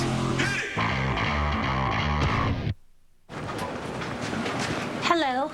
Hi there. I hear AOL is helping protect me against identity theft. Yeah, we give you spyware protection, which helps to automatically disable many programs from stealing personal information. Well, I just wanted to say thanks, so I baked you my famous apple crumb cake. Oh, thank you. But it wasn't just me. A lot of us work on that. Wow. I smoke cake. Want a better internet? You belong at America Online. I gotta make dinner. She's gonna make dinner. We gotta wait for her. Oh, man, I was leading. Wouldn't it be nice if the race stopped for you? Well, now it doesn't have to. Introducing the Family Race Pack from Pizza Hut. It's everything you need from start to finish. Breadsticks, a large one-topping pizza, cinnamon sticks, and a 2-liter of Pepsi. All just $16.99. Hello? You mind if we get going? Oh, yeah, sorry. Gather around the good stuff. Keep going, Jack! It's more than a kidnapping. On September 2nd, get... Back here at Watkins Glen, Kyle Busch with an experience trying to get through turn 1. But he recovers, is okay, rejoins the race. Caution flag does not come out. Alan, you guys have heard the term wheel hop before, right? Yes. Kyle has been fooling around and I should say be frustratingly dealing with wheel hop. And then we'll see what happens when you get the wheel hop. That's when the rear wheels jump up and down. Got a feeling like driving across a railroad track. Exactly. Right? And so and the only way you can get it to go away is just let off the brakes. Well, there is another way. Hit something. No, you hit the gas. Hit the gas. But then you're going way too fast. But you got to tell your head to do that when you're trying to slow down. Go ahead and hit the gas while you're wrecking. Good luck. Stewart leads. Robbie Gordon second. Mark Martin and Rusty Wallace. Let's see. Boris Said just ran his fastest lap of the race. Yeah, about 0.3 of a second faster than the leader that lap. But unfortunately, he's got 3 seconds to make up and just 9 laps to do it.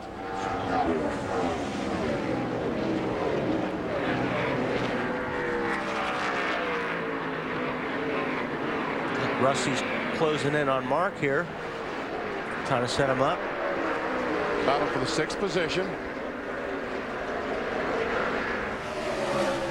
Joe Nemechek right behind those two in the 01 car. Check out speeds at the line next time by.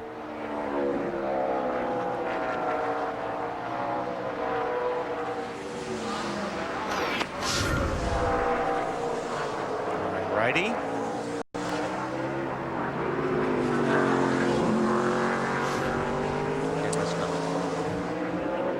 Well, I think, let's see. I'm going to blame it on the camera in the interlude. It looks like Robbie's closing in a little bit on Stewart, but not enough. He was fastest last lap by a 1/10 is all.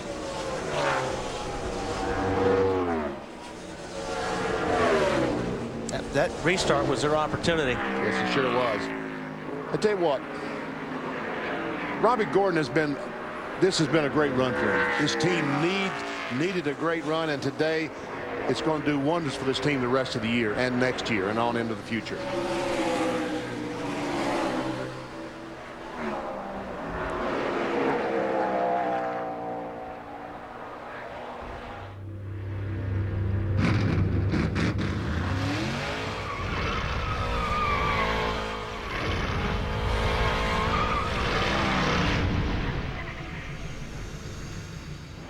Wanted to get our little Sony audio set so you could hear the last few laps as well as you can see them.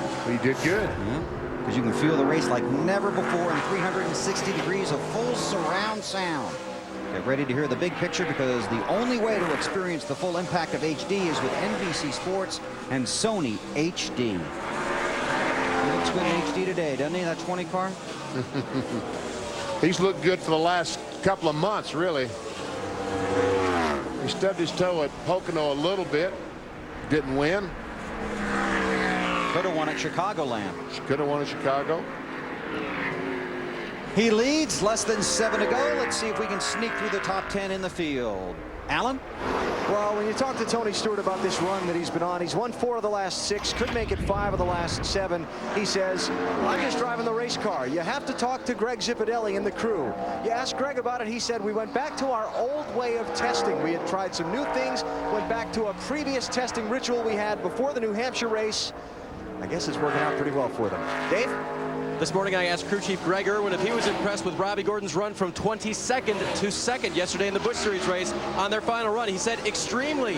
In fact, we like the setup on that car so much we built shocks and put springs on this car that were exactly the same. Braking package the same as well. One of the reasons the 7 is running so well. Marty? Dave, this is shaping up to be a career best day for Boris Said. He's running in the 3rd position. His career best before this day, 6th. Twice. He is not very happy with Tony Stewart and the way he restarted under the last green flag. Felt like Tony brake checked him in the last corner. That's why they were so far back. Scott Pruitt doing a fine job on the 40 car, subbing for Sterling Marlin, said this is going to get interesting if I can catch Boris. They just radioed to him, you're so far back, save fuel for the green-white checkered. It has been a terrific day for Jimmy Johnson, running in the 5th position. Many people around him in the championship standings have had trouble today. Jimmy's had a loose car for most of the afternoon. Now they're just spinning on the racetrack. Wow, there's a lot of guys spinning down there. There's Newman, there's Kenny Schrader. Turn 1. Lazaro in the 37 car. And I saw the 37 start, yes. All cars able to move away. We remain under green, and that would have been a caution a year ago because somebody probably would have been in the sand pit down there. Would have been like Benny on the 17th hole, stuck in the sand.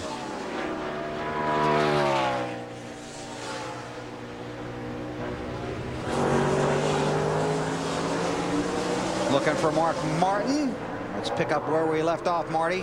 Bill, you need to correct yourself. Usually I'm the one stuck in the sand. Remember, I'm the one who's always in the sand trap. Mark Martin has had a very fine day. He's kept it in the fairway all afternoon long. He's had 17 starts here at Watkins Glen, and only twice has he not finished in the top 10. It's going to be another top 10 day for Mark. Alan? I have the feeling Rusty Wallace's comments after this day is done not only will revolve around this being his birthday, but this being a good points day. A lot of the drivers that he's racing for positions in the middle of the top 10 in the Nextel Cup standings have had troubles today.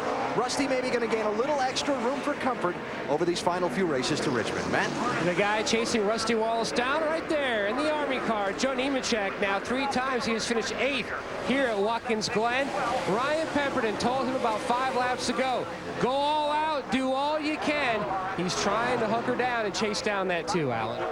Well, another top 10 finish on the way for Brian Vickers, running 9th right now. Vickers finishing 3rd at Indianapolis a week ago. His crew chief Lance McGrew says their season began to come together around Memorial Day weekend, and they're really on a roll. It's only a matter of time before they win. Marty? Alan finishing out the top 10 is Jeremy Mayfield as Joe Nemechek tries to go through the grass. Mayfield having a terrific day. He's had brake problems, thought he had too much front brake, dialed it all, the rear didn't make it any better. He's had water heating problems up to 240 at one point, but somehow they've managed to stay in the top 10. Look at this gaggle, guys, as Jeremy gets passed by a few cars. They're racing for the win right there. Hey, they're racing for their life. Yep. Junior's able to get by. He got by the 19 car, didn't he? Yes, he did. Tell you what, Nemechek in that 0-1 almost got in the guardrail off of turn 7 coming down the start-finish line. A little bit further behind these guys, Jeff Gordon, who restarted 24th on lap 76, has moved his way up to 17th. Desperately trying to get some more points here at the Glen. That is impressive to get up to the 17th spot for Jeff Gordon. Not been a good day for a car that is very fast. There he comes.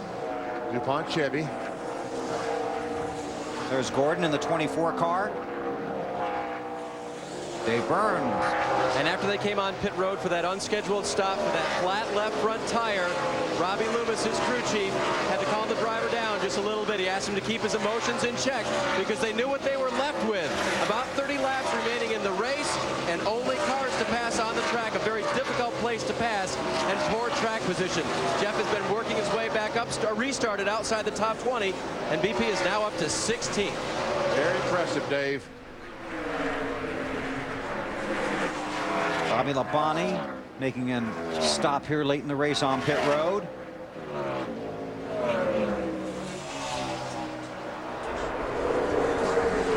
Tony Stewart, chased by Robbie Gordon and Boris said. It's going to be a hard man to catch. 2 to go this time by. Well, his 20 car just looks so good. It looks like he's driving around the car, around the racetrack with a caution flag. Caution! We could see green, white checker. We could see going into overtime. Wow. What will that do to fuel mileage these guys? And here we have people in the sand trap. And that one of them is Kurt Busch. Yep. And the 50 car, Jorge Getters. Right. You're not getting out of there without some help. That's up in turn 6 and 7. Now that looks like Snyder. Well, when they push, Bill, when they push Bobby Labonte right by me, a huge puddle of oil as he went by. Clearly an engine failure for him, but perhaps some oil on the racetrack. That's what made these guys wreck. Wow. Watch at the top of your screen.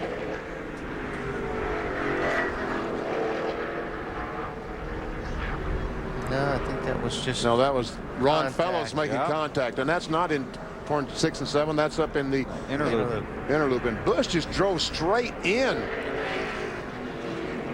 I think he was trying to avoid the other cars sliding across him. That's about the only thing he could do. On board with Biffle.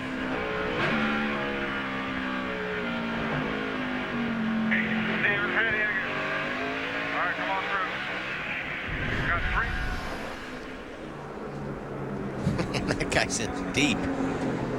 Now then, these crew chiefs, nightmare. Yes. Overtime. Yeah. Now anybody that was close on fuel is in trouble. Sweating.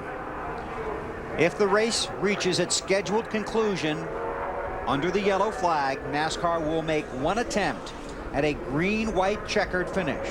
The field will come by and get the green. The next time by, they will get the white flag signaling the last lap. Then they will get the checkered flag. If the caution comes out during that green-white period, the race will be over. Now, these caution flag laps that we've had in this last session since these cars pitted, obviously that will help their fuel situation. But here's the other thing. Tony Stewart led by over 3 seconds. Last time by under green. And now the lead is 0.3 of a second. Right. It was about 3 seconds. This caution flag, the one guy that I see that might really hurt is Scott Pruitt. Snyder, do they have enough fuel for a green-white checker in that 40 car? And yeah, BP under green. Now we were talking about him through the field. They told him actually slow down, save some fuel. And Tony Glover came on the radio when the caution came out and said this is exactly plays to our favor because we were expecting this, hoping for this, and now we definitely can make it all the way. Okay. Well, the big moment's going to be when they all go into turn one. Yeah, as long as Robbie and Boris are on the back of Tony Stewart's bumper for the restart. Stewart smoked him on the last restart. And Tony's got the fastest car. I mean, or he has all day. So he's going to be really difficult to pass. Is there something wrong with the 20-minute? Well, Wally, a lot of conversation on the 20 radio now. Up on top of the pit box, Zipadelli is talking to Jason Shapiro, Scott Deal, and a number of people on the Home Depot team. Tony said on the radio that the alternator apparently has gone south. He's turned all the fans off, and he's talking about switching batteries. Wow. Greg Zipadelli is not a happy individual. No. Well, Stewart stays out. We'll watch this field under caution. When we come back to Watkins Glen, a green-white checkered finish. Hang on tight. Keep going, Jack! It's more than a kidnapping. On September 2nd, get ready. What are you gonna do? Find the guy responsible. To be driven over the edge. You're quite a guy. Jason Statham. Hold on. Just came out of the dry cleaners.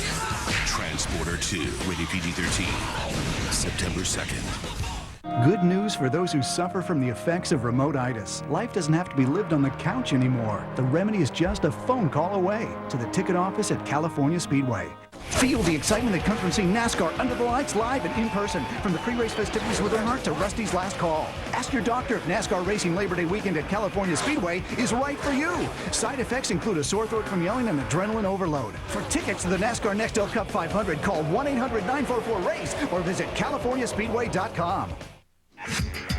We are set for our women's championship final here in Huntington Beach, California. Kerry Walsh and Misty May, yes, they are in it. The defending Olympic gold medalists polished off Jen Kessie and Holly McPeak in semifinal action. Kessie McPeak pretty good, but too much May, too much Walsh, and it was over.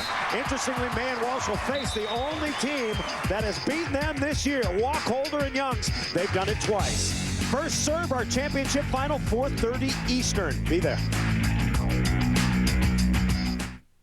This copyrighted telecast may not be reproduced, retransmitted, or used in any form without the authorized written consent of NASCAR Broadcasting. NASCAR would like to thank all of our loyal fans for your continued support, and we hope you enjoyed today's broadcast.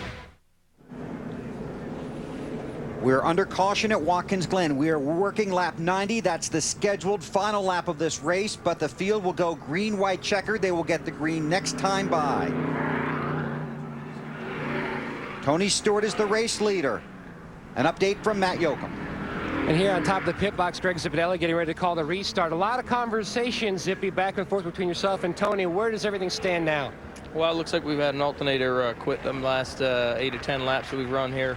We had no brake fans or anything. He's had them off. Their lap time's been fluctuating a little bit. We could see our brakes getting hot, but we've had some alternator problems. The guys have been working hard and trying to get it fixed. We have just switched the second battery, turned the air condition, and everything else off except for the brake fans. We'll probably need them here, these green-white checkered. So we'll keep our fingers crossed and see what old smoke can do. Bill, it's shaping up to be a spectacular finish. It is, Matt. If he has a brand new battery, he's fine for 2 laps. Yeah, even with no alternator. Take a look at the last restart. Tony Stewart in the orange car in front of Boris Said. Yeah, now Boris said that Tony had brake checked him. He didn't brake check him. He just smoked those guys on the restart. That's all there was. On board with Boris, coming to get the green last time. He pulls up right behind Tony Stewart. Sounds like he might have spun the tires a little bit or something. Yeah, he didn't get brake checked. It didn't. The car did not take off. One attempt to get a green-white checkered finish. Dave Burns. The 7 car, Robbie Gordon, has been on the radio to his crew chief. He said, wow, this is going to get interesting. Crew chief radioed back. This is where you get to make the corporate decision. He meant what you do with the company car going into turn 1. Marty? Dave Boris had wanted to make sure that they were good on fuel. They are good on fuel. He was concerned about the last restart as well. He did talk about it. Felt it was too slow. Hopes this one is quicker by Tony Stewart. All right, here we go. Got to go in deep. Go, go, go. There again, Stewart gets a great restart, and they're not even close enough to try to outbrake him. Said looking to the inside of Robbie, will not get there. Give a call to Jimmy Johnson in that 48. He's had a solid day. Good performance. Man, oh man, Tony Stewart just drove away on the restart, and these guys right behind, knowing he was going to do that. So I got to give Tony Stewart credit as much as blame as anything. Yeah, I mean, both those last restarts have been, he got him. He fooled him. That's right. He just drove away from him. Through the inner loop. Then the carousel. If the caution comes out, the race is over.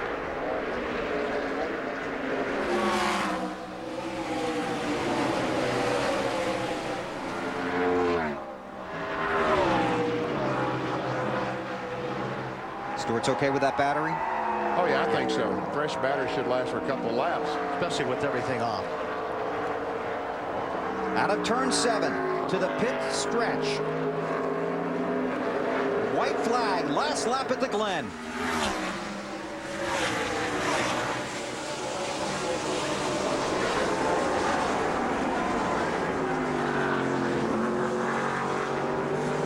Dave Burns. Robbie Gordon radioed his crew, no way we're going to make it. We're done. I don't know if he meant he's out of fuel, if there's no way he can catch the 20. And no, he's not catching the 20. That's probably what he's talking about. They're just not going to catch the 20 because the car certainly seems to be under power. Well, this 20 team is in top championship form right now.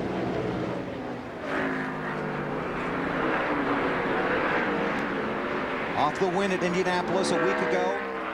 Headed for victory lane here at Watkins Glen. To Michigan next week and then Bristol. I mean, in 2 laps, he has pulled out to a 2.5 lead on really good drivers and race cars. Won at Sonoma earlier this year.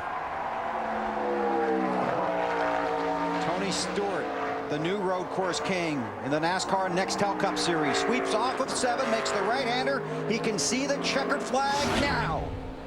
Tony Stewart goes back-to-back and wins at the Glen. Talk about dominating.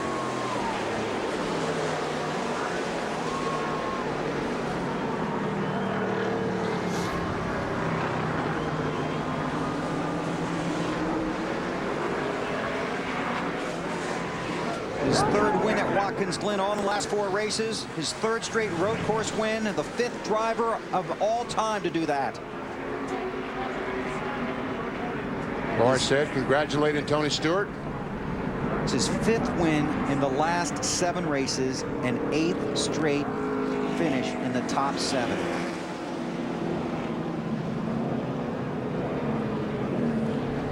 Well, Matt, sounds like time for another party. Sure does, Bill. Zippy, dominating win last week, special win, but this has to be special knowing what a dominant car this team put together for Tony. Oh, man, I'll tell you, I don't know what to say. I'm just proud of all these guys, proud of Tony. Home Depot Chevrolet was awesome this weekend. We came up here, we had a great test. We've had an awesome couple months. It's kind of like last 10 weeks. It's kind of like a fantasy. I hope it lasts another. I think I got 14 more weeks of it. So I keep praying. The good Lord, He's been shining on us, and everybody's been working hard. Smoke has been just fired up, man. I mean, I haven't seen this guy this focused and this fun to be around in the 7 years. I can't say enough about him and all these guys. So just. I don't know what to say. This team is hitting its stride at the right time as the chase continues to approach. Yeah, like I said, we got another long stretch, so we need to be able to maintain it, keep our keep our chins up, and don't get complacent because things are going so easy. We need to work even harder right now, I think, so that we don't fall behind because I know everybody else is gunning for us. They scored their 5th career NASCAR Nextel Cup road course win, 2 off the all-time record, Bill. Chevrolet congratulates Tony Stewart in the 20 Monte Carlo on today's win. The defending manufacturer's champion takes win number 568 overall. Chevy, the revolution races on, and so does Tony Stewart. And you got 2.45 miles of track around here and a whole lot of fence, some of it brand new. I don't think he'd be climbing that new IndyCar fence over there. It's about 100 feet high. But you know the fans are waiting. This is the pit stretch, or the front straightaway, if you want to call it that. Brand new grandstands here they brought in from Nazareth. Under the starter's stand. He wants the flag, I believe. Yes.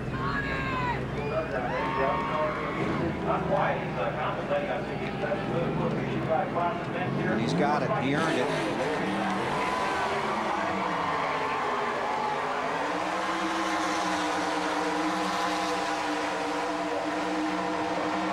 And the dudes racing tonight, right? In Knoxville? I think they were rained down last night. Yep.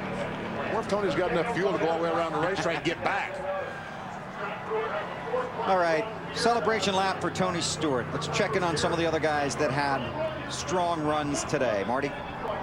Bill Borsett finishes third. He told me this morning, all you wanted was a shot. You had it. Tell me about the last few restarts and the last few laps. Yeah, I mean, I made good restarts all day in the Centric Chevrolet, but the last one, Tony got me, and I got bogged down, and Robbie got a run on me. We had a little contact. That's good racing, but sure would have been nice to finish second to Tony Stewart. I mean, he's the best right now, so I was feeling pretty good about that. But I mean, it's my first top 5, so yeah, I'm not going to cry about third. It's a pretty good finish for me, especially starting 41st. But you know, everyone on this Centric Chevrolet, U.S. Army, Valvoline, the Hendrick Motors were great all day, and my first top 5 in NASCAR Nextel Cup, so I'm pretty happy. I mean, Jay Fry, all the guys from Centrix, they're out in Denver. You know, they have the big champ car race today in Denver they put on, and I wish they were here, Bob and all the guys, but I really appreciate all your support, and I'm pretty happy. Not bad.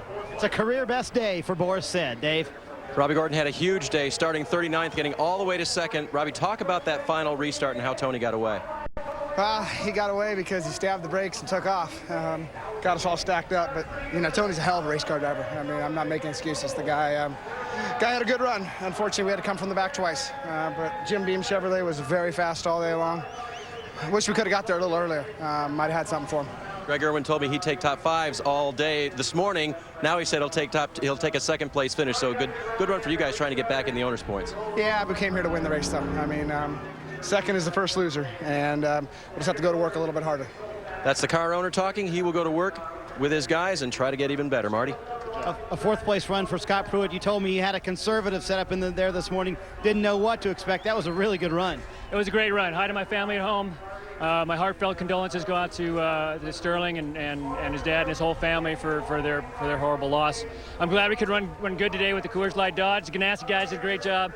And it was weird. I mean, we were at a Matt Thrash just getting his seat in this thing until the green, and we got in and we just kept going, and the car was pretty good. So, you know, we made some good calls on pit stops. We stretched our fuel. We did the right thing and got home in 4th. You said the setup in your regular car was much more aggressive. Were you somewhat surprised by this run then, Scott? I was pleased. I was real pleased. I wish I would have had what we had in the 39 car, the Target car, but, you know, unfortunately it got rained out for qualifying, and that's a lot better than going home.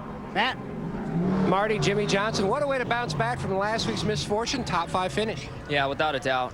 We started cold turkey, made a lot of changes to the car. We struggled in that first practice. The rain helped us out with track position, and Chad worked hard to get the car to handle in the braking zone for me like I needed it. And with that improvement, off we went. Ran second most of the day. I felt like I could push a little harder, but I was pretty loose, and we haven't finished a road course race in a long time, so I just let the road course experts go by, mind my own business, brought this Los Monte Carlo home, and finished a road course race for the first time in a long time. You feel like this team is starting to get where it needs to be as the chase approaches? Yeah, I do. And with our team, we've got to completely bottom out, it seems like, to turn the corner. This is what happened last year about this time. Exactly. That's what I'm thinking of. We bottomed out last year. We bottomed out last weekend. We had the weekend from hell. Rebounded back this weekend, and hopefully this is what we need to move forward and get this Los Monte Carlo in victory lane again, and then be right for the final 10. Congratulations, good top 5 finish. Let's go to victory lane with Alan, who's with a guy who's in a hurry to get someplace in Iowa. Alan? Well, Tony Stewart talking it over with Greg Zipadelli, debriefing after the exciting changes there of day that happened in those last few laps, and get a little refreshed before he gets out of the car. What a roll this guy's on. 3rd straight road course win and 5 wins this season, all in the last 7 races. Wiggling out of his Hans device, and here he comes.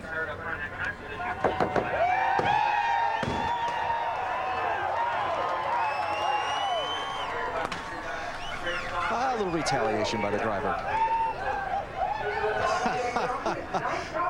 Okay.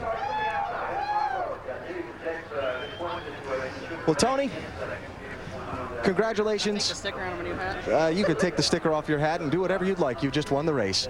5 wins, all in the last 7 races. I want to ask you first about those last 2 restarts. It appeared like everything was going your way, and then a couple of late cautions. What were your concerns, and what were you thinking on those last 2 restarts?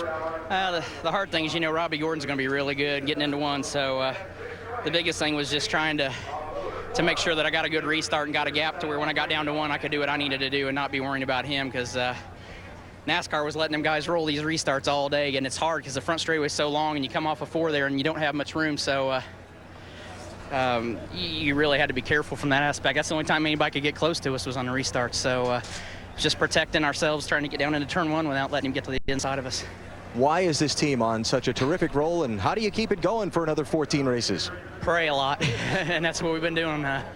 That's one thing with Joe Gibbs, you learn to pray a lot, so we're not doing it alone. I mean, we got the guy upstairs helping, but it's all these guys behind us. Their hard work. I can only drive it as fast as it'll go, but this thing would go really, really fast today, and it's because of Zippy and all the engineers and everybody at the shop. They've been really doing an awesome job. I don't know what we got to do to keep it going for the rest of the year, but just I know one thing: we got about 350,000 Home Depot store associates to keep us pumped up. So we're really happy to do that for them today too. And he even slid the sponsor in there too. Congratulations. Thank you. That's a winning race. I'm sorry, Alan. That's a winning race car driver and a winning team. Unofficial results: Stewart, Gordon, said Pruitt and Johnson, Wallace and Martin in their last run at the Glen. Brian Vickers, great run to come in at 8th spot, and Junior finishes 10th. That's a big top 10 for Dale Earnhardt Jr. Sure is. Jeff Gordon worked his way back to 14th. Also a very impressive run for Jeff Gordon. Kyle Petty, top 20 finish. Ron Fellows got his way back up to 22nd, but not the day he was hoping for. Dale Jarrett takes a hit today. All these cars on the lead lap. Ryan Newman finishes 30th, but on the lead lap. Shake the points up a little bit. Yes, it sure does. Greg Biffle, 38th. Kurt Busch, 39th. Michael Waltrip, a hard hit. Same for Jeff Burton and P.J. Jones. Take a look at the unofficial championship standings. Stewart by 105 now over Jimmy. Mark Martin up to 5th. How about McMurray? Yep. In there. Elliott Sadler still out. Dale Jarrett falls out of the top 10. Gordon to 13th. Don't forget, we'll be back on TNT next weekend for more NASCAR action from Michigan. The Busch Series Domino's Pizza 250 on Saturday at 3 Eastern. And the Nextel Cup Racing from Michigan presented by Transporter 2 on Sunday at 2 Eastern on TNT. Coverage begins with the Bank of America Countdown to Green. The AVP action from Southern California. The Huntington Beach Open presented by Bud Light coming up next. For Benny, Wally, Alan, Dave, Matt, and Marty, and the guys in the truck and our entire crew, so long from the Glen.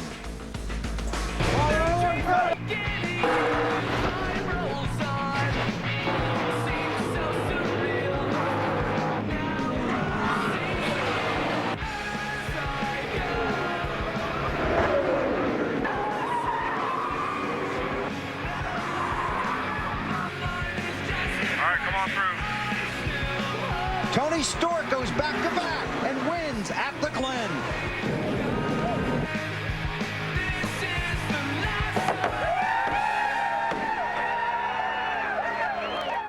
My name is Earl, and I've done some bad things in my life. So I made a list of everything I've done wrong, and I'm gonna make up for every one of them. Like number 38, went clothes shopping at the laundromat. Lord knows you got to change. I'm gonna make up for that, I swear. You got to change your... My name is Earl. Getting high cholesterol down is important. For some people, it's even more important. You've been to the doctor, good. You've changed your diet and are getting exercise. Excellent. You've tried just about everything. Now medical information comes along that says you may need to get that bad cholesterol even lower. Now what do?